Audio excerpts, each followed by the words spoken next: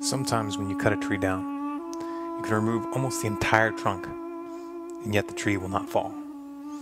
It'll rest supported by a single sliver of wood for a few moments, or even hours, almost as if defying gravity. Some might look at this precarious situation and reason that since the tree has survived every blow of the axe up to this point without falling, that it'll remain standing indefinitely. But obviously, they would be wrong, because the point of no return has already been crossed. The U.S. economy is like this tree. It's been cut through to the core, and only one thin strand remains. That strand is holding back the inevitable, delaying the consequences that are guaranteed to follow. The average person probably hasn't quite grasped the fact that 98% of the trunk of our way of life has already been cut away. But they are beginning to notice that the tree is swaying and creaking like it never has before, and some are starting to prepare. The final strand holding up the U.S. economy is the petrodollar. As long as oil is only sold internationally in U.S. dollars, the demand for the dollar will persist. And it's that demand which enables the dollar to continue to seem to have value. And this is the only reason why we have not seen an immediate spiral into hyperinflation in spite of the trillions of dollars created out of thin air over the past several years. However, the days of the petrodollar are numbered.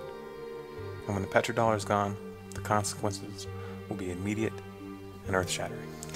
The events that will follow have no precedent. There's never been a time in all recorded history when all the economic systems of the entire planet were bound to and dependent on one single, worthless fiat currency. The world has never seen an empire as powerful and pervasive as the United States, and as a result, most people cannot even fathom what will happen when it falls. I'm going to tell you what's coming, not to scare you, but because it's the truth, a mathematical certainty. I want you to understand so that you'll prepare, so that you'll live. Once the US dollar loses its world reserve currency status, hyperinflation will set in immediately. Within days, all foreign imports will grind to a halt. No one will have any reason at that point to trade perfectly good products for our worthless paper.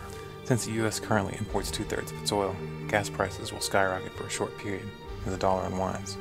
Within weeks, all non-agricultural civilian use will be cut off entirely.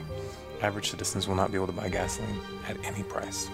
All oil will be reserved for military and farm use, and even in these areas, there will be severe shortages.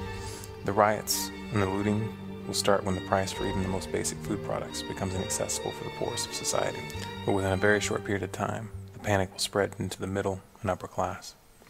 Martial law will be attempted, but will fail.